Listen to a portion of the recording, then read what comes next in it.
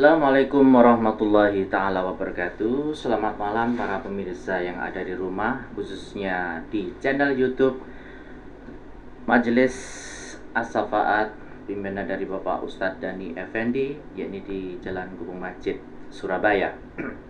Tentunya pada malam hari ini kita akan berbincang-bincang dengan seorang spiritual atau orang pintar tentunya, yakni dalam kesempatan pada malam hari ini kita kedatangan tamu.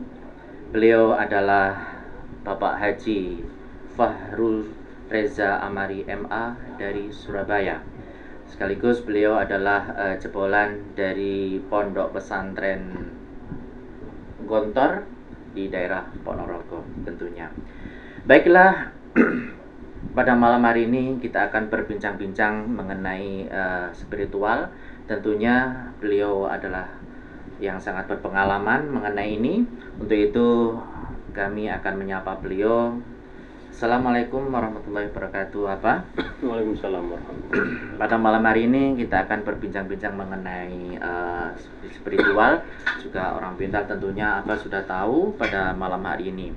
Dan yang kami pertanyakan bahwa kenapa anggapan masyarakat dianggap musyrik ketika minta tolong kepada kiai ataupun orang pintar, Pak? Mohon penjelasannya. Bismillahirrahmanirrahim. Assalamualaikum warahmatullahi wabarakatuh. Alhamdulillah wa syukurillah, la hawla wa la quwata illa billah. Rabbi shrah li sadri wa yassir li amri wa hlul 'uqdatam min lisani yafqahu qawli. Asyhadu an la ilaha illallah wa asyhadu anna Muhammadar Rasulullah. Allahumma shalli ala sayyidina Muhammad wa ala alihi wa sahbihi ajmain, amma ba'du. Alhamdulillah, pada kesempatan hari ini kita bisa bertatap muka kembali dengan acara ini, insya Allah menjadi keberkahan kita semua. Yang perlu kita ketahui bahwasanya yang dinamakan orang pintar itu bukan berarti dukun atau apa, ya. Tapi paling enggak dia yang mengetahui di atas rata-rata orang normal biasa. Itu yang dinamakan selama ini di masyarakat, yaitu orang pintar, ya. Bukan berarti saya pintar, enggak, atau itu semuanya hanya sekedar pemahaman masyarakat selama ini, ya. Kenapa kok kita kadang mendatangi atau minta tolong orang kiai atau ustadz itu dianggap syirik? Ya, kita tergantung niat. Niatnya bagaimana kita, ya. Kalau kita yakin bahwasanya itu nanti ustadz bisa istilahnya mengkabulkan doa saya, maka kita jatuhnya syirik, Ya. Percaya pada orang tersebut, walaupun tujuannya baik, minta doa. Tapi beda halnya dengan ketika kita sebelumnya minta kepada Allah, permohonan kepada Allah, ya. Terus kita bertawasul meminta bantuan orang lain, kiai atau ustadz. Untuk apa? Untuk juga turut mendoakan kita, ya. Itu beda, ya. Yang pertama, yakin bahwasanya ustadz itu bisa dikabulkan atau bisa mengabulkan doa kita, itu namanya syirik. Tapi kita meminta tolong, karena apa? Bisa jadi dengan kita meminta tolong seorang kiai atau ustadz, minta ustadz doakan saya, Mbak Kiai doakan saya, ini bisa jadi diijabah. Karena apa? Kedekatan seorang ustadz atau kiai tersebut dengan Allah sangat dekat, ibadahnya, wiridnya, dan lain sebagainya. Dan itu sesuai dengan tuntunan hadis Nabi, ya, yaitu yang disebutkan istaksir minan nasi min du'ail khairi laka. Dalam artian apa? Perbanyaklah berbuat baik ya, agar orang-orang mendoakan kebaikan untukmu. Fa innal 'abda la yadri 'ala lisani man yustajabu lahu. Karena sesungguhnya seorang hamba itu tidak mengetahui melalui lisan siapakah doanya dikabulkan. Au yurham, atau ia diberi rahmat. Jadi kita tidak tahu dari lisan siapa doa kita akan dikabulkan. Makanya kadang kita minta ke kiai, atau bisa jadi ke ustadz, atau bisa jadi ke habaib, perantara. Nah, perantara seperti itu ya. Insya Allah dengan begitu, mungkin ketika kita minta tolong, ustadz doakan saya semoga jadikan kelancaran usaha saya, ya sudah saya doakan semoga lancar, kita amin seperti itu. Nah bisa jadi amin kita dan doanya ustadz tersebut untuk diri kita kepada Allah ikhlas, tidak ada tendensi apa-apa. Nah, keikhlasannya inilah yang bisa jadi dikabulkan doa tersebut. Gak tahu lesan mana, bahkan kita tidak boleh hanya memilih. Bisa jadi anak-anak yang tidak tahu, belum banyak dosa, ya kan? Jauh tolong dongakno, atau anak yatim. Doanya anak yatim, kita kumpulkan anak yatim berapa? 10 orang, minta doa, yuk doa sama-sama supaya dikabulkan sama Allah. Bisa jadi seperti itu. Bisa jadi. Ya. Karena apa? La yadri 'ala lisan man yustajabu lahu. Karena kita tidak tahu dari lisan siapa yang akan diijabah doa itu. Seperti itu. Iya, betul. Sangat menarik sekali jawaban yang sudah diberikan kepada kita semuanya. Baiklah, untuk selanjutnya, bagaimana cara memberikan penjelasan kepada orang awam, tentunya yang tidak mengerti tentang medis ataupun ru'yah ya, yang sudah dikatakan oleh Pak Haji tadi. Jadi penjelasannya bagaimana cara penjelasan kepada orang awam yang tidak mengerti tentang ini?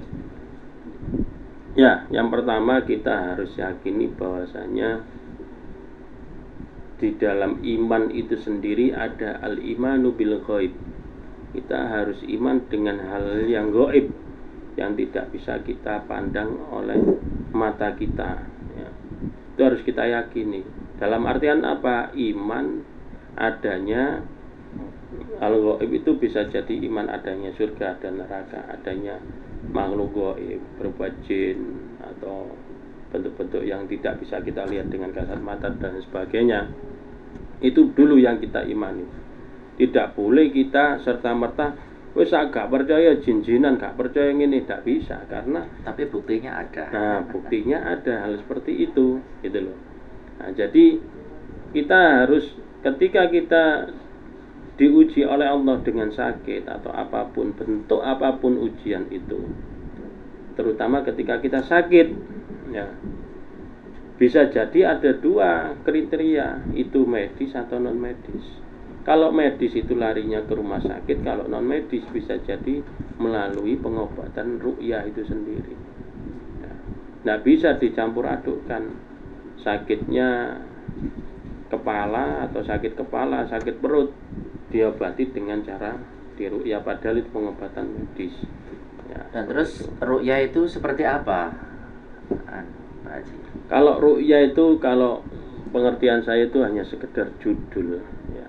Iya. Ru'yah itu judul, tapi cara itu banyak cara orang melakukan ru'yah itu sendiri. Kalau orang memaknai, ada yang ru'yah syar'i ya, yaitu dengan cara kita membacakan ayat-ayat Al-Quran, dengan peru'yahnya memakai sarung tangan. Kalaupun perempuan dengan yang perempuan, kalau laki dengan yang laki, tetap yang kita baca ayat-ayat ru'yah atau dengan kalimat-kalimat yang bisa kita yakini bahwasanya itu bisa mengeluarkan hal yang negatif dari tubuh si pasien ya. Bismillahirrahmanirrahim, fil ardi wala fis samai wa was samiul alim. a'udzu bikalimatillahi tammat min syarri ma khalaq, atau ayat kursi, ya Allahu la ilaha illa huwal hayyul qayyum la ta'khudhuhu sinatun. Bisa. Semua ayat Al-Qur'an itu bisa untuk ruqyah. Iya. Tergantung si peruqyah itu sendiri, bagaimana menempatkan ayat tersebut, ya. Atau ayat falamma alqaqala Musa ma ji'tum bi sihru innallaha sayubtiluhu bisa. Innahum min Sulaiman wa innahu bismillahirrahmanirrahim bisa. Semuanya. Fatihah apalagi, ya, dahsyatnya Fatihah untuk meruqyah bisa juga ayat-ayat Al-Qur'an. Karena ruqyah itu hanya judul, tapi cara orang banyak melakukan cara yang berbeda-beda, itu harus kita hormati, ya. Kita harus hormati. Ada yang cuman hanya diam, dia bisa mengeluarkan, umpama sini yang sakit dia keluarkan, dia hanya diam tapi nggak membaca ayat. Kenapa kok bisa keluar tanpa membaca ayat? Karena si peruqyah sendiri itu duduknya, zikirnya, wiridnya, tiap geraknya selalu berkomunikasi zikir kepada Allah. Jadi power seorang peruqyah itu lebih kuat, ya. Tanpa kita menyentuh orangnya, baru datang ketika ada orang yang kesurupan, jinnya sudah keluar. Kenapa terjadi seperti itu tanpa harus kita bacakan? Karena power seorang peruqyah itu kuat, sehingga jin tidak kuat dengan kedatangan peruqyah itu sendiri. Seperti itu. Iya. Selanjutnya, pengalaman mistis apa yang paling menarik dari Pak Haji sampai sekarang masih diingat, khususnya dari pasien-pasien yang sudah beruqyah di rumahnya, ya, Pak Haji Mahfud? Pengalaman yang sangat luar biasa itu, kadang orang itu mudah mencari jalan pintas. Ini yang pengalaman yang sangat luar biasa. Dalam artian apa? Orang ketika tidak suka dengan orang lain, atau ada persaingan dalam bisnis, persaingan dalam dagang, persaingan dalam jabatan, menurut pengalaman saya, banyak orang ngambil jalan pintas untuk menyakiti orang lawan pesaingnya itu. Ini jangan sampai terjadi. Boleh hati kita sakit, boleh akal pikir kita ini marah, tapi jangan sampai melalui jalan pintas ingin menyakiti seseorang untuk jatuh dia dari usahanya, jatuh dia dari dagangnya, jatuh dia dari jabatannya, sampai dibuat sakit dan sebagainya. Ini kalau pengalaman saya banyak, sangat banyak, sampai pasien itu meninggal pun ada. Kenapa? Karena terlalu lama dan terlalu sakit hatinya luar biasa, sehingga si pasien yang kita hadapi dibuat sakit dan akhirnya meninggal dunia. Oleh karena itu, pengalaman-pengalaman seperti itulah yang jadi kita ini mengetahui hal itu, akhirnya kita harus berkaca bahwasanya jangan mudah-mudah kita berbuat seperti itu, karena dosanya orang yang melakukan seperti itu akan penanggung jawabannya akan luar biasa nanti di akhirat, ya. Di situ. Karena seperti orang berjualan, juga orang-orang yang itu bersaing, itu jadi nantinya larinya ke situ. Biasanya seperti itu. Persaingan dagang, jabatan, ingin supaya temennya ini jatuh, tidak jadi menjabat atau apapun, lurah, ya kan, camat dan sebagainya, kepala desa, bermain seperti ini, akhirnya apa? Benar kamu bisa mencapai apa yang kamu inginkan, tapi tanggung jawab dosa yang kamu lakukan tidak akan pernah bisa tertebus di dunia ini. Ya. Nanti ada catatan sendiri ketika di akhir. Jadi pengalaman saya yang sangat sampai sekarang, pengalaman mistis itu sendiri, ya, menghadapi pasien yang sulit sampai meninggal dunia itulah yang bisa Karena- menjadi trauma Karena kita. orang awam itu kadang-kadang tidak tahu. Iya. Iya, betul. Iya, tidak tahu mau kemana kita mau berobat. Berobat, iya. Juga mau kemana kita akan untuk ke rumah sakit juga pun tidak akan mengatasi. Ya, intinya ini medis atau non medis bisa secara kita lihat itu kalau di rumah sakit biasanya tidak ditemukan penyakitnya. Padahal kita sakit, tapi kita berobat ke rumah sakit tidak temukan penyakitnya. Kadang-kadang dokter juga tidak ada penyakitnya Iya, seperti itu. bingung. Nah, itu harus bukan alternatif, tapi kita mencari jalan yang lain, solusi yang lain, yaitu dengan cara non medis tadi. Bisa jadi dengan diruqyah, dibacakan ayat-ayat Al-Quran Supaya dan sebagainya. barang-barang halus ataupun Yang negatif tadi menghinggapi pasien bisa keluar dan akhirnya sembuh seperti itu. baca-bacaan Ya. kalimat-kalimat thayyibah. Ya, seperti itu. Baik, para pemirsa, menarik sekali pada malam hari ini. Nah, ini pertanyaan yang terakhir untuk Bapak Haji Fahru Reza Amari. Tentunya beliau yang sudah mendalami di ru'yah ini, tentunya pertanyaan yang terakhir, barangkali dari pemirsa maupun yang ada di rumah ingin ataupun mengalami serupa dari yang diceritakan tadi, di mana ataupun bagaimana cara kita untuk mencari alamat daripada Bapak Haji Fahru Reza Amari ini. Ya, untuk alamat saya tinggal yaitu di Jalan Jagir nomor 322, tepatnya yaitu di Bingkilas Nginden Jaya. Di situ sehari-hari saya di situ karena usaha atau kerja utama saya itu Bingkilas. Oh gitu. Ya, Jadi, kalau hanya ini hanya sekedar bukan sambilan tapi ya titipan. Iya. Ataupun menolong. Kita menolong sesama. orang dan lain sebagainya, ini hanya titipan. Alhamdulillah bisa seperti ini. Iya. Bukan kita kerjaan utama, bukan ya, tapi ini sekedar hanya sebagai membantu orang, minta tolong dan lain sebagainya, seperti itu. Iya. Oke, terima kasih Bapak Haji Fahru Reza Amari yang sudah hadir berbincang-bincang mengenai spiritual pada malam hari ini.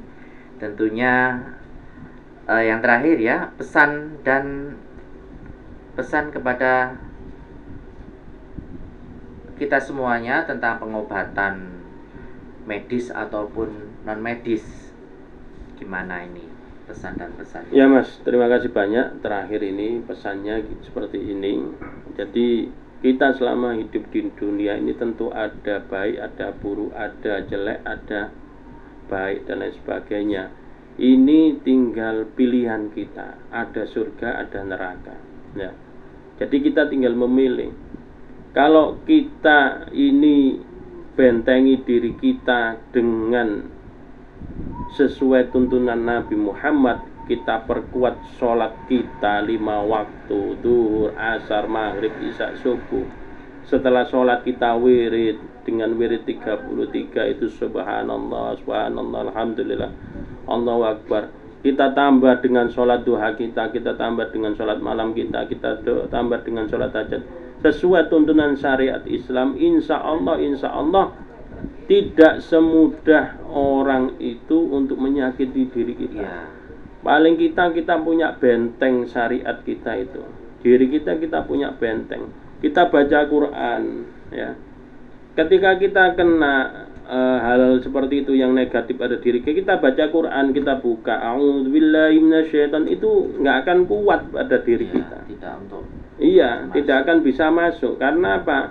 Benteng yang paling kuat dalam diri kita ini ya kita mulai dari diri kita sendiri itu. Kita yakin bahasanya Allah itulah yang maha melindungi diri kita ya.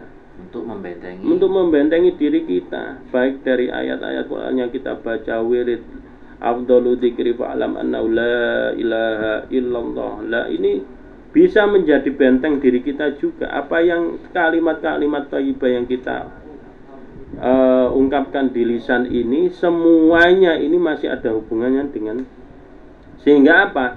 Orang yang ahli zikir, orang yang ahli wirid, orang yang ahli baca Quran, orang yang ahli sholatnya, tidak mudah orang itu untuk disakiti dengan cara seperti ini, yaitu non medis tadi, dengan serang-serangan seperti ini. Tapi ketika kita lengah dengan ibadah kita lengah dengan sholat kita lengah dengan bacaan Quran, paling enggak dalam sehari kita baca Quran, kita lengah, dengan mudahnya barang itu akan menyerang diri kita. Oleh karena itu pesan saya, tetap dijaga syariatnya, sholatnya dijaga, baca Qurannya dijaga. Jangan mudah-mudah kita percaya dikit-dikit ke orang pintar, dikit-dikit ke orang pintar. Kita terlalu percaya itu, akhirnya apa? Akal pikir kita akan, yaitu terjadi syirik tadi. Kayaknya Allah tidak bisa menyembuhkan penyakit kita, yang bisa menyembuhkan orang tersebut. Itu yang salah selama ini. Seperti itu. Jalan pintas. Iya, jalan pintas itu saja, Mas. Terima kasih. Iya, terima kasih Bapak Haji Fahru Reza Amari yang sudah hadir pada malam hari ini. Tentunya untuk berbagi pengalaman tentang mengenai spiritual ataupun ru'yah yang sudah dilaksanakan atau dijalani dari Bapak Haji Fahru Reza Amari. Baiklah para pemirsa yang ada di rumah, demikianlah bincang-bincang kami mengenai hal ini. Kami ucapkan terima kasih. Wassalamualaikum warahmatullahi wabarakatuh. Waalaikumsalam warahmatullahi wabarakatuh.